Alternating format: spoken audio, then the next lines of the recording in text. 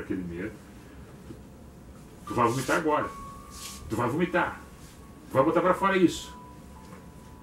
E daí, acho que alguém cutucou ela, papai, olhou pra ela e ela baixou a mão e disse: se eu tivesse tempo, tu ia vomitar. Ela olhou no relógio. É, que alguém olhou pra ela que ela tava passando o horário. Passando o horário, ela tava naquele café todo, né? E a pessoa ali. E ela, tu vai vomitar, e tu vai tirar essa. Sim, mas um pouquinho ela ia vomitar mesmo. E daí pelo medo. Daí ela, se eu tivesse tempo. Daí quer dizer que não é no tempo de Deus, né? Sim, daí o que acontece? Todo aquele teatro que foi feito ia se complementar nela, a vítima, que ia mostrar para os outros que ela era uma poderosa e que ela tinha visto e o troço estava botando para fora porque a pessoa estava oprimida e ia botar para fora, medo. E não tinha nada a ver. Agora uma outra coisa acontece na consequência disso. A pessoa foi para casa com medo. A pessoa não sei se voltou lá depois ou não. Ou a pessoa pode ter adquirido a mesma enfermidade pelo medo. Sim. Porque o medo, ela materializa, assim como a alegria cura, o medo traz doença. Não sei se não ficou doente pela palavra daquela mulher que falou um monte de asneira. E o medo mata a pessoa mais rápido. É. Se tu te tocar. Sim, porque o medo te faz estagnar. Comentando, a fé e a vontade de viver desse rapaz, que está com câncer, o Marcelo Rezende.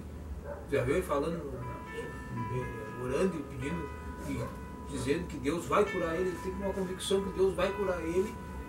Assim, a pessoa tem que ser forte, tem que ter uma autoestima assim forte de acreditar em Deus, de ter fé em Deus, senão se tu te atirar, tu tá ferrado. Tem que ter uma... da depressão, ficar deprimida e com medo, todas as um caminho para Só que tem outra questão em cima disso aí, mano. Outra questão em cima disso aí do Marcelo, o Marcelo é uma pessoa pública conhecida, né, na mídia, mas de qualquer ser humano, nós, qualquer outra pessoa, ele tendo fé, ele como o meu bichinho falou aqui, descansa no Senhor. Se ele vai ser curado, se ele vai levantar, ou se ele vai ser recolhido, ele está descansando no Senhor. Ele não coloca na obrigação a Deus pela fé que ele tem, que a fé é muito maior que a de outro que talvez está do lado e vai perecer, amanhã depois ou não amanhece, colocando, mas ele não teve tanta fé como eu tive. Já começa a fazer balança, né? Que a fé dele seja para ele mesmo, como diz Paulo, que a tua fé seja para ti mesmo. Não te glorie perante as coisas que acontecem contigo.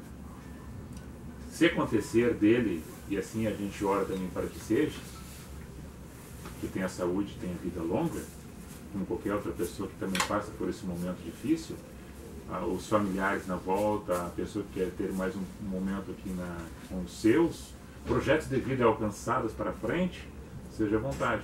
Que ele lute por isso e que tenha fé. Mas que não se entristeça e as outras pessoas não fiquem entristecidas dizendo que Deus não operou se caso não aconteceu isso. Porque a fé dele ou dela é superior à questão da morte física. Porque se não foi um encontro. Eu hoje estou bem com o Senhor. Se não amanhecer, eu amanhecerei em outro lugar. É que nem uma palavra que diz assim, amanhã se eu me acordar, Deus estará comigo. E se não me acordar, estarei com Deus. Mas é coisa mais certa, se acordar, tu vai estar lá com Deus. Que nem um dia que eu comentei aquele dia que eu fui me operar. Eu não pedi para os médicos pararem que eu tinha que orar antes da coisa.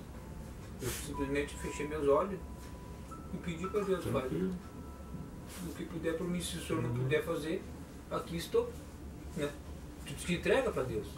Se a Deus achar que bastou para ti, tu vai dormir e não vai voltar mais. Para que medo, se Deus está contigo?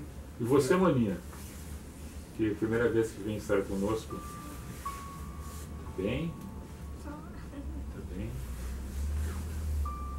Aqui é uma coisa nova para você que está chegando agora. Talvez tenha recebido algumas orientações, algumas palavras das irmãs aí, no sentido de que é diferente tu chegar num ambiente e não ter tudo aquilo que tem no encontro, que é no outro lugar, que é dentro de um espaço, dentro de uma geografia, dentro de um set, E quando nós falamos isso, nós não falamos mal desses encontros. Nós colocamos que a pessoa entenda que tudo, muitas vezes, que acontece em alguns ambientes, não necessariamente é aquilo que está escrito ou que Jesus está pedindo que faça. Se tu ler os evangelhos, né, porque eu recomendo sempre às pessoas, quando estão iniciando a tomar o leite, o mingau, começa pelos evangelhos. Aí tu vai conhecer a vida de Cristo. Depois de conhecer a vida de Cristo, todas as outras leituras tu vai ver Cristo no meio dela. Que tu vai entender as passagens desde Gênesis até o último livro, Malaquias, tu vai entender Zacarias, tu vai entender Cristo, é Jesus ali, porque Ele é o princípio e o fim, porque Ele é o que morreu, Ele que deu a sua vida, Ele que foi o seu sangue que nos remiu. Não foi de nenhum outro homem, de nenhum outro ser que existiu, ou que exista, ou que esteja hoje aqui na face da terra. Não. É Jesus. E nessa simplicidade que Jesus andava no Mar da Galileia, no meio das prostitutas, no meio dos publicanos e dos fariseus, sempre falando a verdade, sendo ele sempre o que foi e onde estava, apresentando o amor, a essência da vida dele, do amor, do perdão, da reconciliação, do aproximar-se, da pacificação, de botar a mão em cima, de o abraçar, de receber a unção daquela mulher que chegou e ungiu os pés dele. O ambiente, a pessoa chegando de 4 pés. O último palavra que eu falei, estava sentado ali com as folhagens na frente. Os fariseus, o que convidou Jesus para entrar na casa, ficou imaginando, né? Ficou já julgando. Convidou ele para entrar na casa dele, para jantar. Aí veio bastante gente do lado de fora, curiosa, algum grupo ali dentro também. Aí chegou uma mulher chamada pecadora. Daí eu coloquei assim, é verdade, pecador todos somos, inclusive aquela mulher, inclusive aqueles que falavam.